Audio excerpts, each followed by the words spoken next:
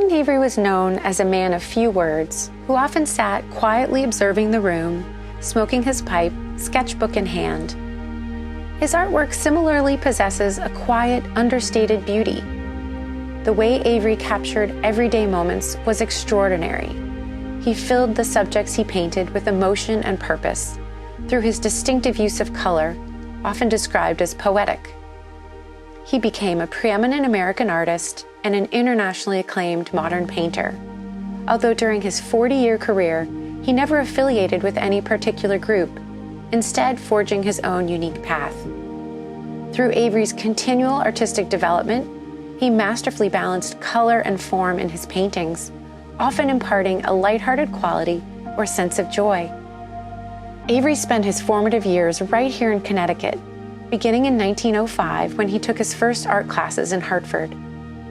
For 2 decades, he divided his time working in various factories and finding his artistic footing in the region.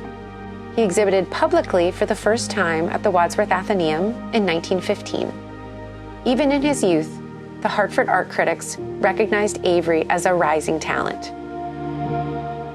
Avery painted that which he observed directly, whether it be the land, the sea, family, or friends. In the 1920s, he expanded his horizons and traveled to Gloucester, Massachusetts, a destination for artists, where he met Sally Michael, a fellow painter.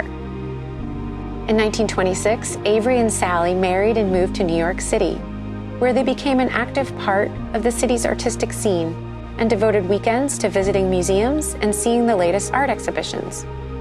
As their family grew and they welcomed their daughter March, they took annual road trips throughout New England and later across the United States. Avery's approach to art making continued to evolve throughout the 1930s, and by the mid-1940s, he stepped confidently into the distinctive style that defined his work, with flattened areas of color and pure interlocking forms.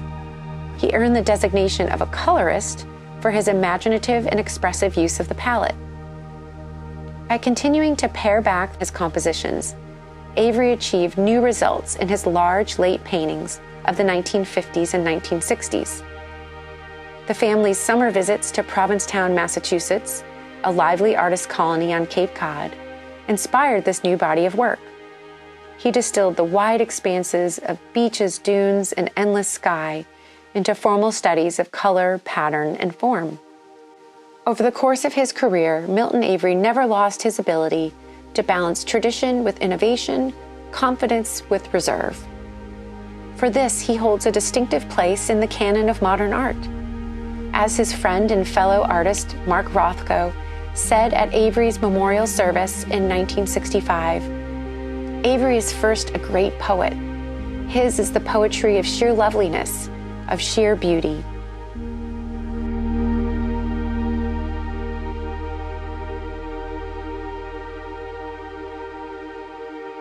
Thank you.